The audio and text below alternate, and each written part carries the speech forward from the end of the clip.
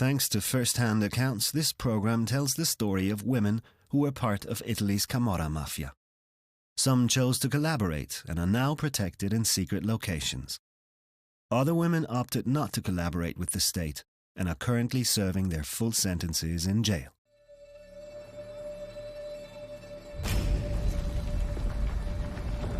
When the earthquake hit, I saw utter chaos.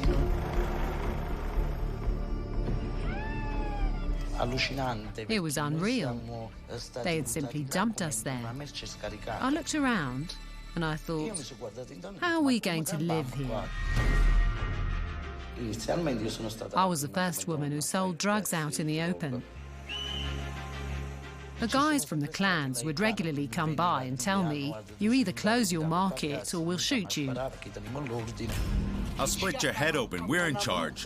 I told him, go ahead and shoot me, but I have to feed my kids and there's nothing else here. I expected Alfredo wanted to join the Camorra and create a clan of his own. He wouldn't submit to anyone and a war started.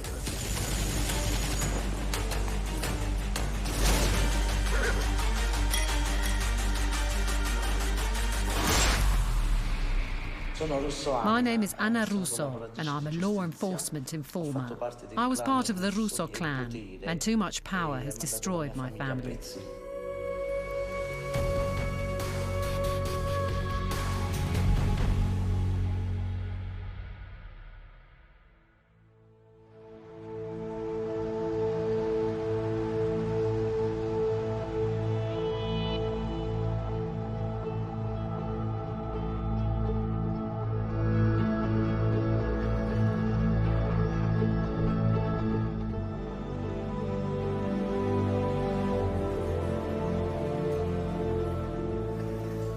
Anna Russo, also known as Annarella Pop, was born in 1960 in the heart of Naples, in the Quartieri Spagnoli. Amidst the clotheslines and the chaos in the alleys, Anna soon realized she was on her own. She was only a child, but she already knew she couldn't rely on her family's help anymore. I grew up in a large family with 8 children. We didn't lead a comfortable life. We were in dire straits. That's why none of us regularly attended school.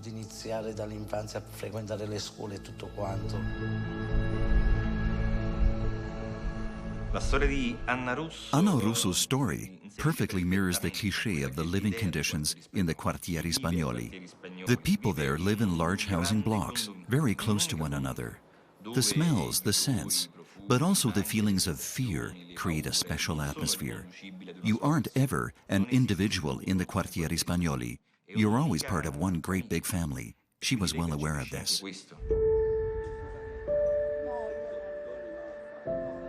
Anna was a determined, restless, and independent girl.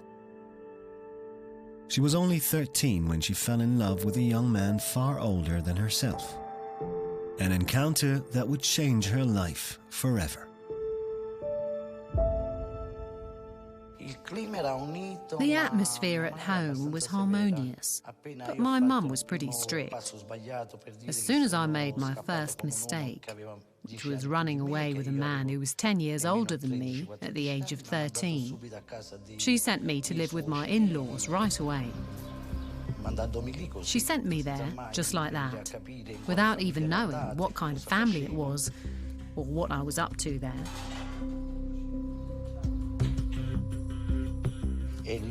I had a very bad experience there.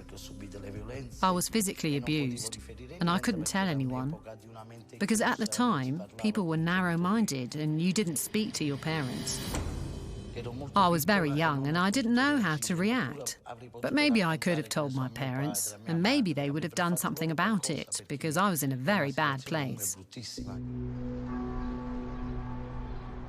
That was the turning point. She was abused at a time when she was still very young. She came to understand she could dominate a man if she wanted to, that she was able to resist a man.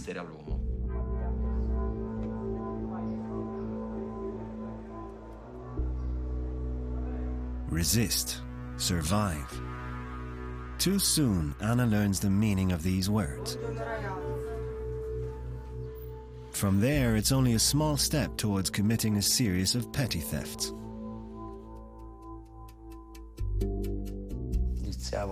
I started stealing. I did it because we had nothing in the house. Our childhood was very complicated.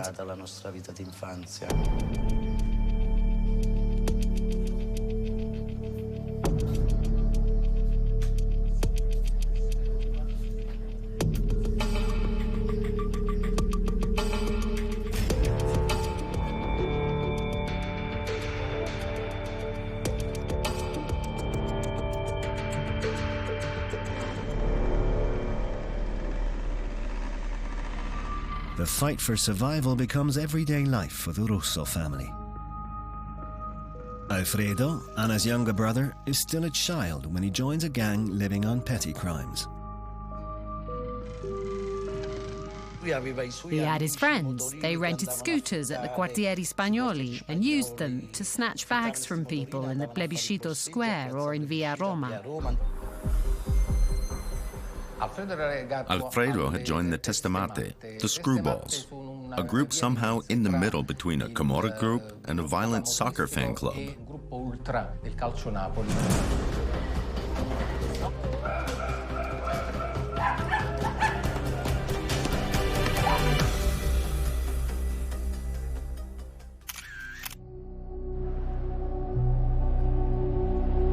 Anna's future seemed to be clearly defined, but one night everything changed.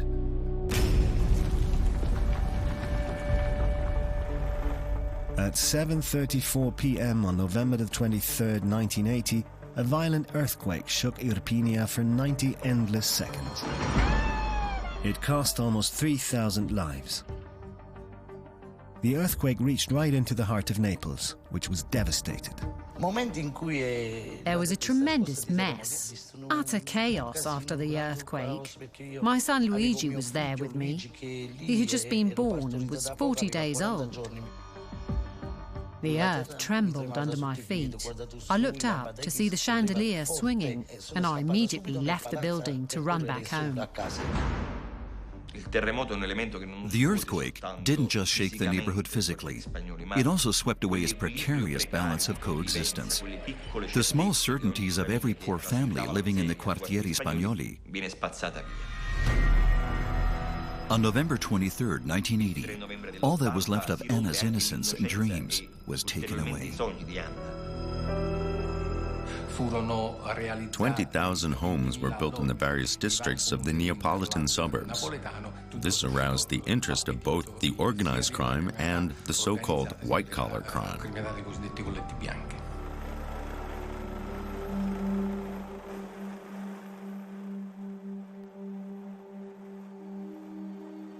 For 7 years, families the earthquake had left homeless survived in makeshift housing. In 1987, some evacuees were finally assigned to apartments at the Parco Verde. At the age of 28, Anna and her family moved to that neighborhood. Situated in the middle of nowhere, it lacked basic public services and wasn't even connected to the nearest town, Caivano.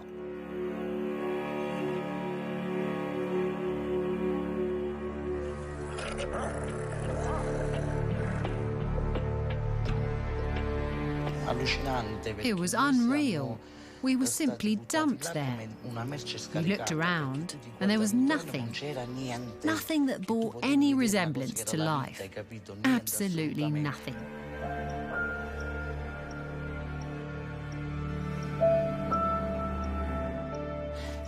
I looked around and I thought, how are we going to live here? It felt as if they had buried us alive there.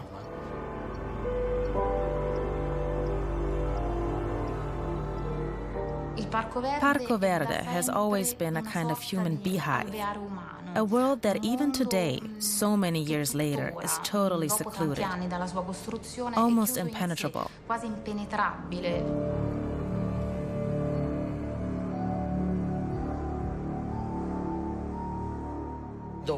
Later on, after we had moved from Fuorigrotta to Caivano, I sat there with a slab of smoke.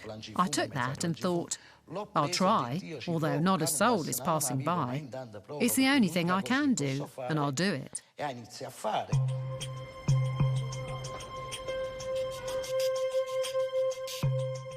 So I ended up selling drugs in the streets, pregnant as I was. Whenever I saw someone driving around, I just called out to them. First I had one customer, then another one, and little by little, I had created another open-air drug market because things were really bad there.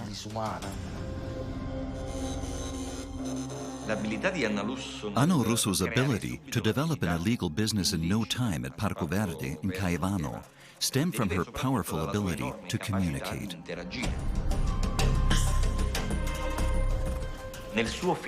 She was very good at winning people's confidence. That's how she built up her clientele, the first step into an illicit trafficking business.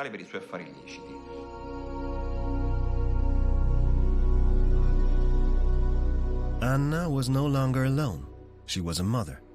She was forced to find a way to feed her children. Selling drugs seemed the only way to survive. But Parco Verde was controlled by long-established mafia clans. A reality that Anna would soon have to deal with. A hostile reality, because the local clans whose members she called boors, small-town boys, were annoyed by these newly arrived families from the city who wanted to take over the control.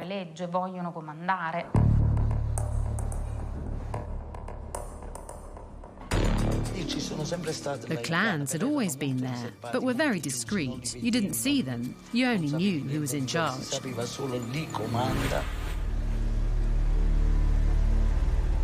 All of a sudden, they started threatening me, saying, "You either close your market or we'll kill you. We have orders to do so." What the hell do you want? They're honking at you, see? Get lost!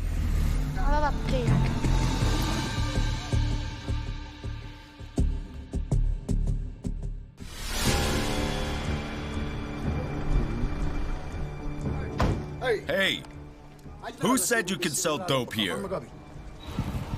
You won't even sell a gram. I'll split your head open. We're in charge. Understood? I told him, "Go ahead and shoot me, but I have to feed my kids and there's nothing else to do here. I'm not going to watch them starve to death." Got it? Now get lost. What a bitch.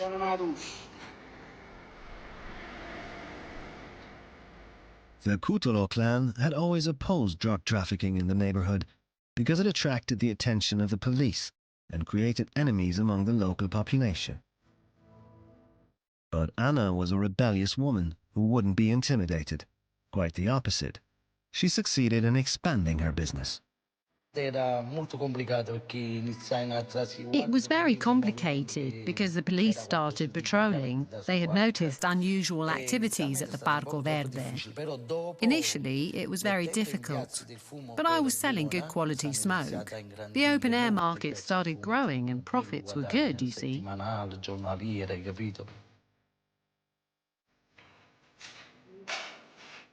I made good money and there was no need to join a clan for that. Anna Russo was certainly the first to start an open-air drug market at the Parco Verde. But she didn't do it because she was greedy. She needed to survive. Anna Russo's involvement in the drug market was a turning point for the local clans.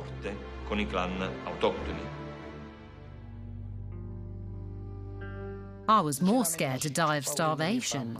The thought of seeing my kids go to bed hungry at night, that's what scared me. I had gone through that, and I just couldn't let that happen to them.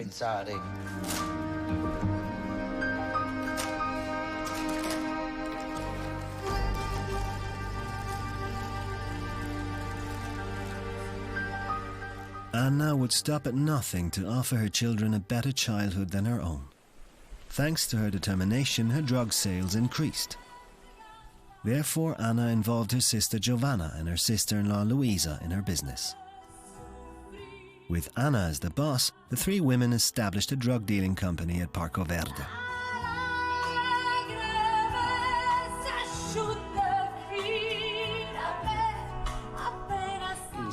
Initially, I was the first woman to run an open-air drug market.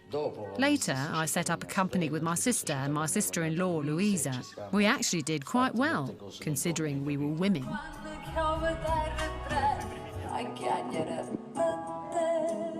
My brother had met Luisa when we still lived in Fuorigrotta. She was young. She was a child, too. She got engaged to my brother.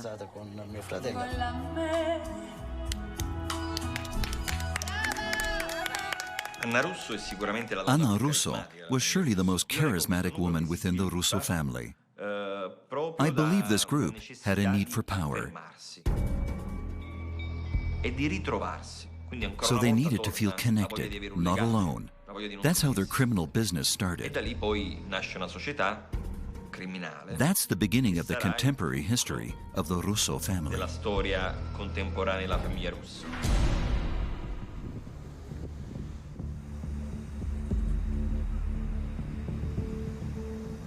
The world of Neapolitan crime is a totally male universe, but Anna didn't care. She wasn't afraid of anything. She was not afraid to deal with men. Her love life was restless too. She had never recovered from the abuse she had suffered as a child.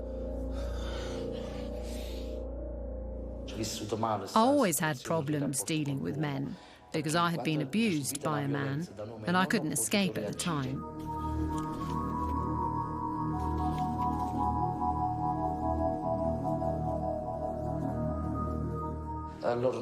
Men didn't seem to understand what I had to give.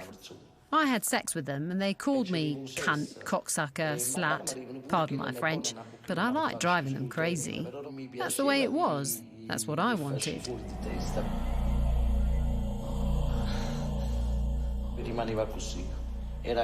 Honestly, I would have killed them all if I'd had the chance.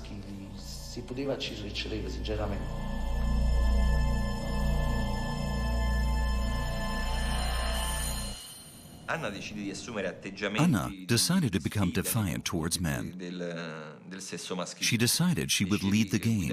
She would be in charge. Anna Russo didn't do any of that as part of some sort of a military or mafia-like strategy. She just did it to avenge her inner child, to prove she could be a woman, a mother, and even a mafia queen without the assistance of a man. Anna had her share of experiences from the Parco San Paolo. Anna knew the world of drug dealing well. She started her own drug dealing business. She tried to avoid any kind of contact with the clans.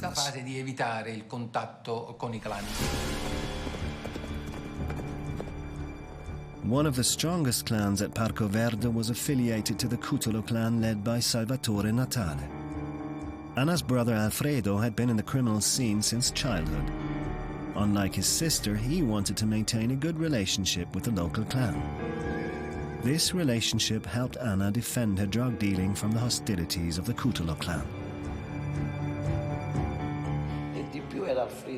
Alfredo was the one who helped me most in that situation. He was the one they used to call. Tell your sister to stop dealing or we'll shoot her. They did everything they could to make me go away and stop dealing. They even offered me a weekly pay of 200,000 to 300,000 lira. I told them, no, 300,000 lira just aren't enough for me. But they never even gave me a cent anyway, so I went back to dealing.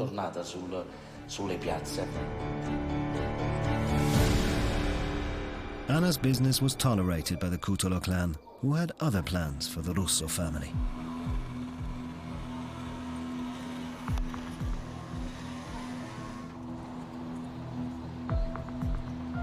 Vincenzo Mele was the right-hand man of Salvatore Natale, the boss of the Cutolo clan.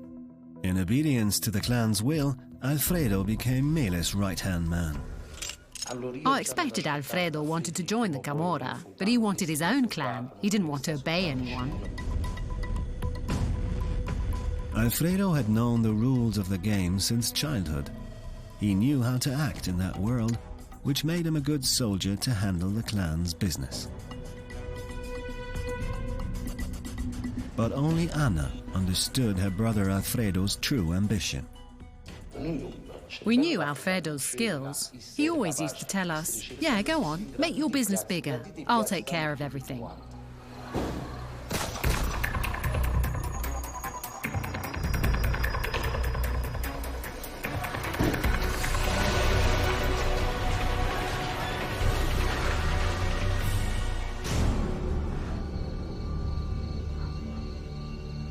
It didn't take long before Alfredo's overconfidence made him see his role as a soldier as degrading. He created a stronghold at Parco Verde. He forced the tenants out of an entire building and had the whole Russo family move in instead.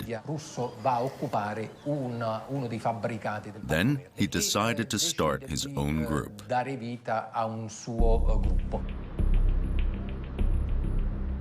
This amount of power and territory implied a challenge to the Cutolo clan. Vincenzo Mele, the boss's right-hand man, realized that and decided to talk to Anna.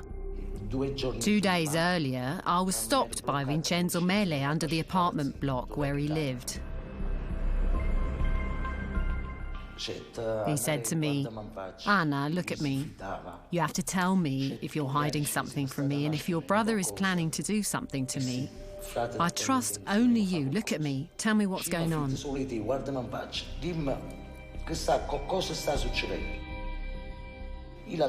I looked him straight in the eye, hiding the truth, and I said, Vincenzo, don't go getting funny ideas in your head that aren't true. Anna, rumor has it that your brother wants to kill me.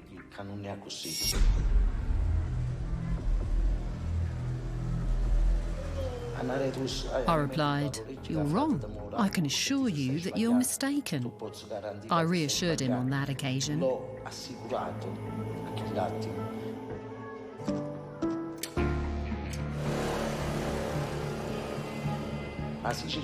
But if I had said to Vincenzo, you're not mistaken, my brother, my sister, my dad with a heart attack, my mum, half of my family would be dead today. Vincenzo Mele decided to trust Anna, and 2 nights later, he went out for a ride on his scooter.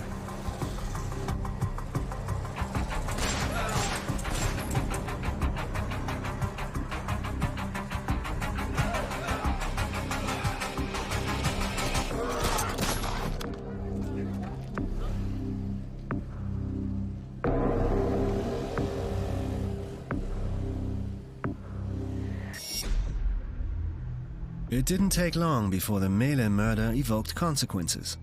The Cutolo clan boss felt his own authority was being questioned and demanded an explanation from Alfredo. We want to know why you killed Vincenzo Mele. They had a confrontation and Alfredo explained that he had been slapped in the face, which was a personal offence. He argued that he had taken revenge on Vincenzo Mele but had never meant to start a clan war.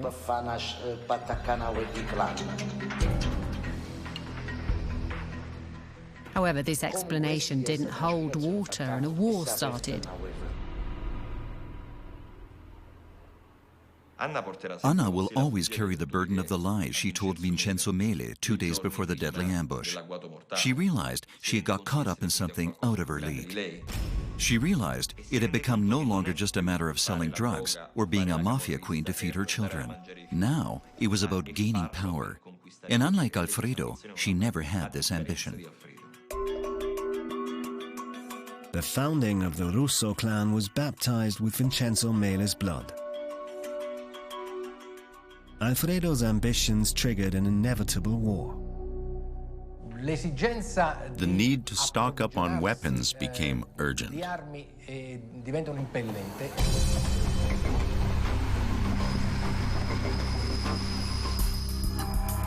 The problem was solved by asking other clans to supply more weapons, and it was Anna herself who was at the forefront of this operation.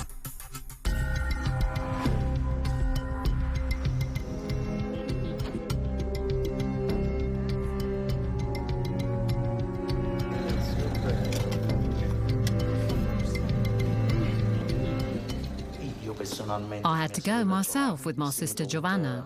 It was difficult to get out of the house. They would have attacked us as soon as we came out, adults or children alike. They would shoot all of us. So we went and got this car full of weapons, and we took it back to Caivano. I think that at this point, Anna had overcome her hesitations, which up to now had kept her away from the clans. At this stage, after the murder of Mele, it was absolutely essential to become a member of a clan, and just selling drugs wouldn't suffice anymore.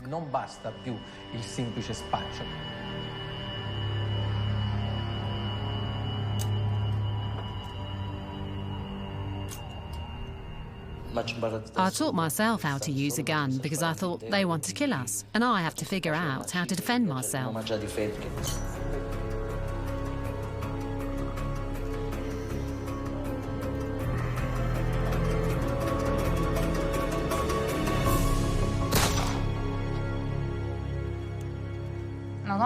She was a very strong woman. She tried to assert herself, her personality, but also her role as a woman within a clan.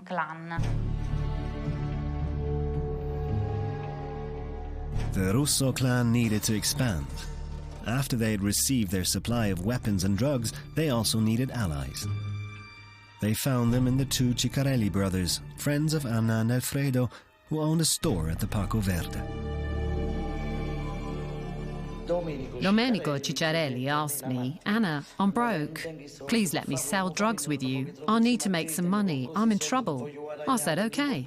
I'll let him join my company so that he could make some money too."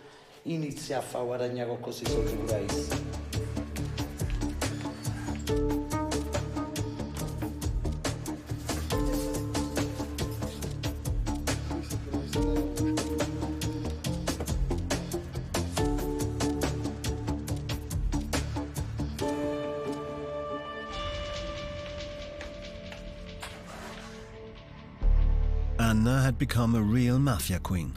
She carried a gun, and together with her family, she ran a huge drug trafficking operation.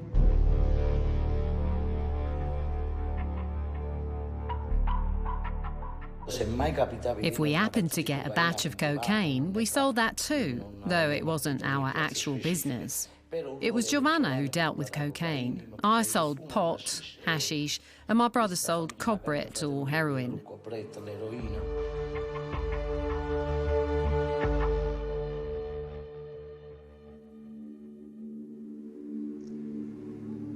The Russo family business had expanded so much it caught the attention of the police.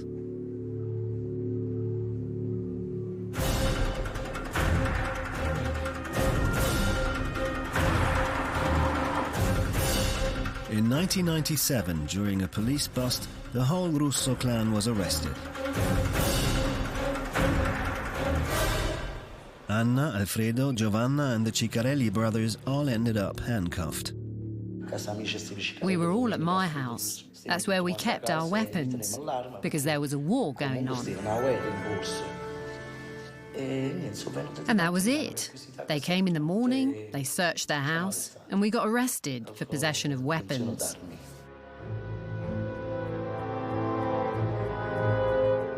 While Anna served her sentence, Alfredo was also behind bars, and he entrusted Luisa with the management of the family clan takings. Luisa proved to be capable and efficient.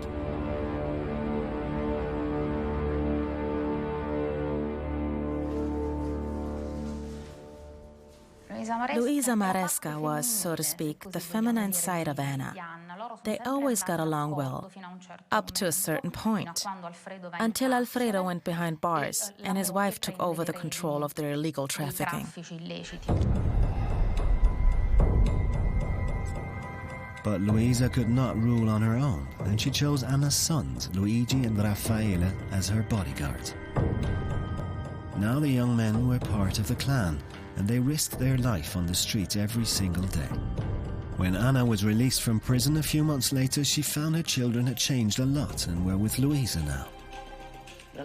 I didn't think she was the right kind of person to handle certain situations. I wondered, how could she ask my children to be by her side? She would have sent them to fight a war, even if they had no idea who they were dealing with.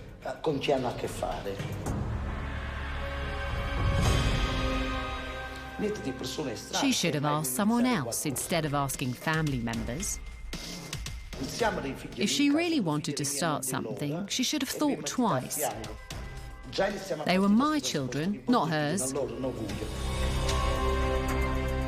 Also, if they were going to be her bodyguards, they would be the ones in danger, not her. I noticed she had changed a lot, because when you start dealing in big sums, it changes your personality.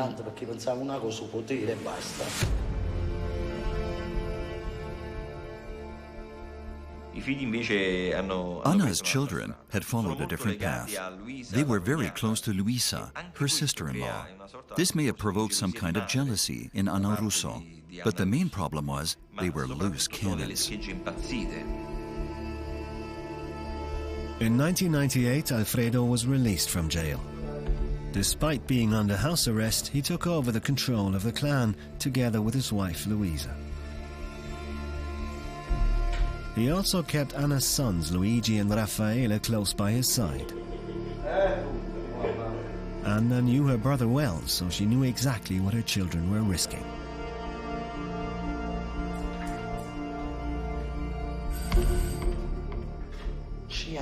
Whenever Alfredo sat at a table, everyone around started taking cocaine, as much as they wanted. They were taking lots of drugs. Whenever they heard the word drug, they completely lost control. Anna tried to reduce the influence Alfredo had on her children. She was afraid they would get involved with the fiercest aspects of the Camorra. Let's go, Raffaele.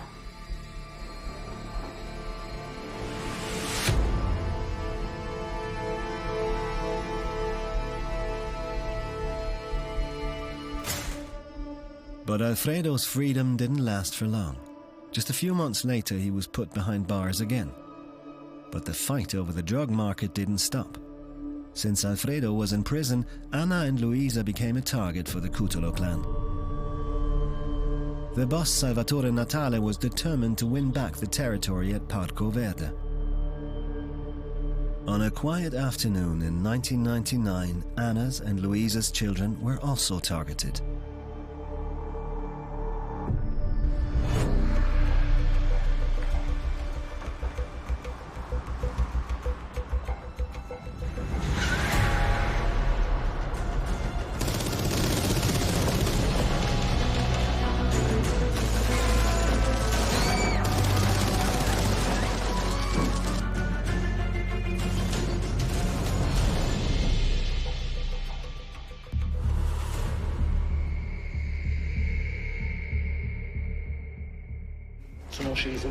I ran downstairs because I'd heard screaming and shooting, and my little kids were there too. Neighbours called out to me, "Anna, they're shooting, 3 cars just drove by." And they actually drove past my house. When I came downstairs, I saw my son running away, followed by a guy who was trying to kill him.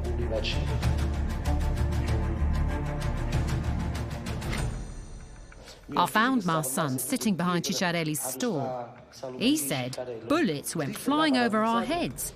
Some of the shots had been fired only a few feet above the ground.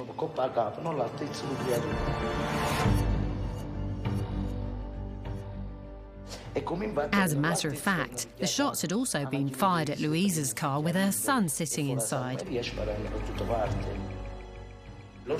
They had come to kill my son Luigi and Domenico Cicciarelli. They had come for them. They were out to kill them.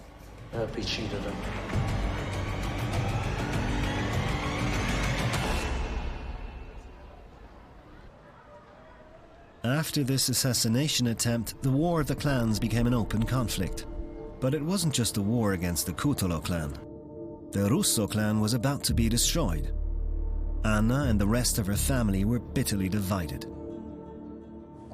Whenever money is involved, everyone wants to get the better of everyone else. Everyone wants a bigger piece of the cake. That's why this sort of infighting began. Anna saw her children change and grew increasingly worried. She recognized their thirst for power and knew where it would take them. They obviously had a hard time tolerating the ubiquitous figure of their aunt. They wanted more space and a greater autonomy. So they tried to control the drug market themselves.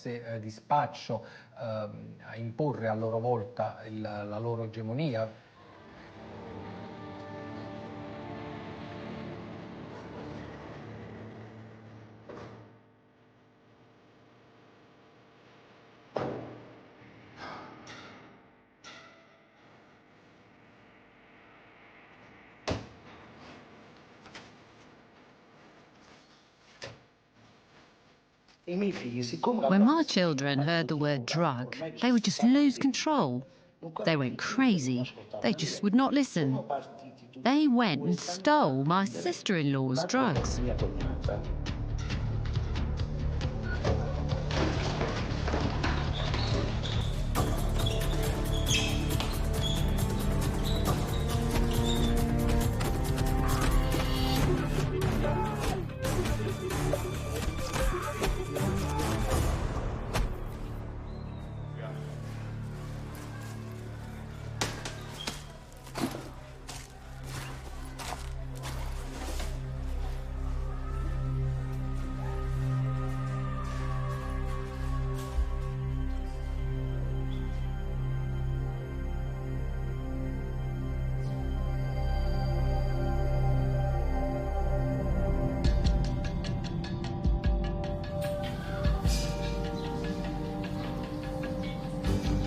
Luigi and Raffaele were out of control. Their thirst for power and drugs led them to steal from their own family, an unforgivable crime. On their descent into hell, they even decided to accept the invitation of the rivaling Cutolo clan.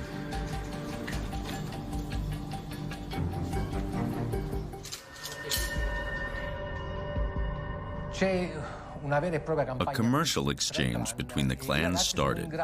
The boys brought a wealth of knowledge and experience from the park, but they also had weapons. Several weapons of the Russo clan were in their custody, which then ended up in the hands of the Natale clan.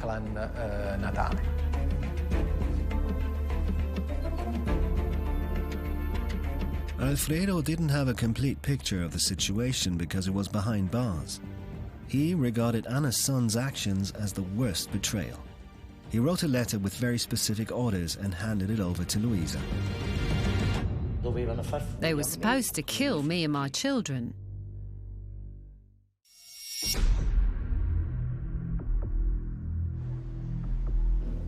It was Giovanna who told me, "Anna, I'm warning you because we received a letter from Alfredo." Luisa gave it to me. She said the Cicciarellis wanted to talk to us. I said, "Giovanna, I don't have time to go to their house." "Well, we have to, because it's something urgent." So we went, and a guy called Tonino Omunezza showed us Alfredo's letter. Reading the letter, I realised they had all agreed to kill me and my children.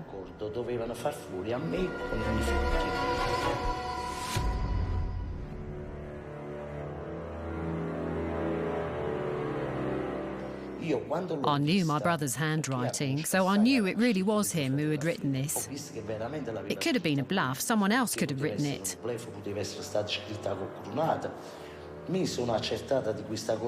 He was really out to kill us. My own brother wanted to kill me and my children. I just couldn't believe my eyes.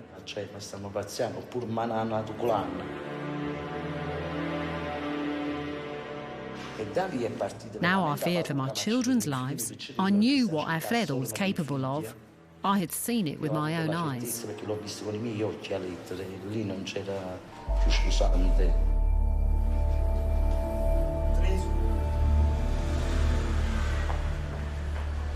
Regarding the whole set of paradoxes that Camorra is made up of, Alfredo Russo's reaction was normal. His nephew's treachery wasn't normal. They had turned against their own family, against their own blood.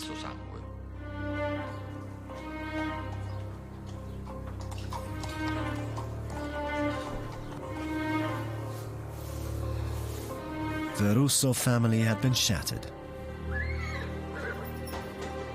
The betrayal also affected the Cutolo clan.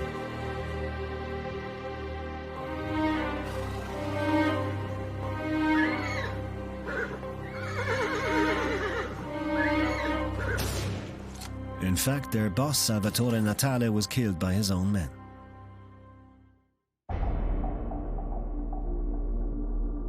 Anna heard the news of his death while she was forced to stay at home because her own brother was threatening her.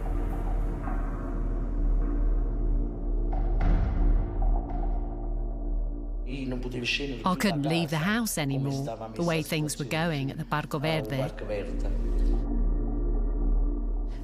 My sister would have warned them if I had left the house.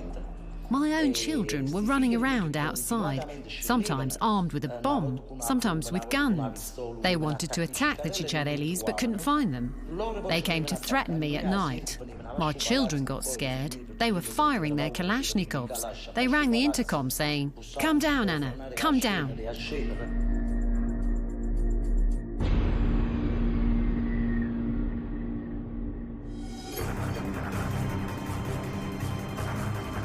Anna and her children's lives were increasingly at risk. Hunted down by the rivaling clans and by his own relatives, Raffaele fled from Naples. My son made his own decision. That's how it all started. My son became a police informer and got us all involved. When he came home afterwards to explain the situation, I said to him, "What the hell have you done?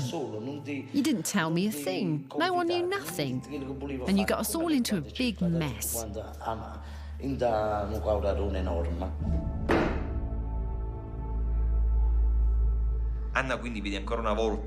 Once again, Anna saw her own family fall apart.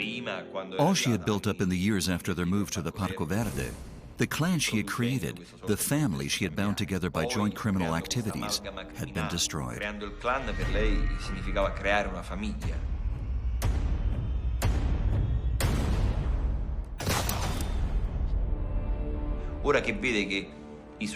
Now that her children had decided to once again separate themselves from her by collaborating with the law, she decided to reunite her family.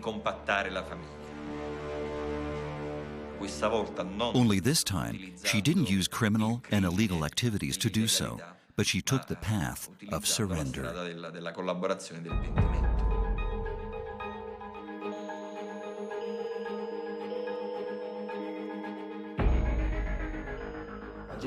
I had understood one thing.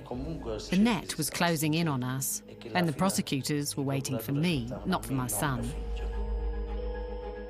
Anna decided to surrender 4 years after her children. She was a fighter who just wouldn't accept defeat.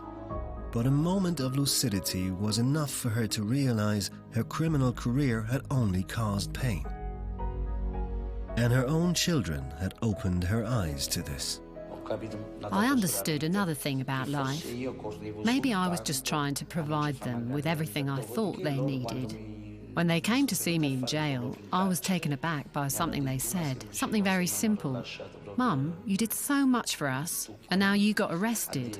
We don't need any of these scooters, cars, or whatever. We want you at home."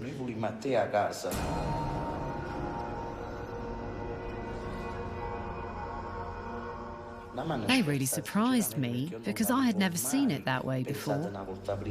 I really felt bad because I thought, what the hell was I doing?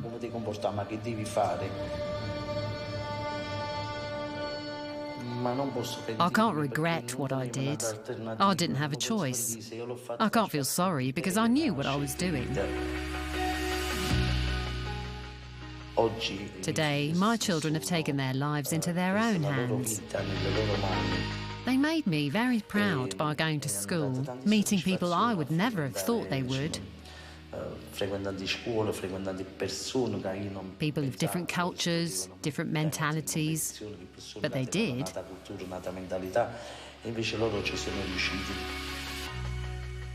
That's what I'm really happy about today.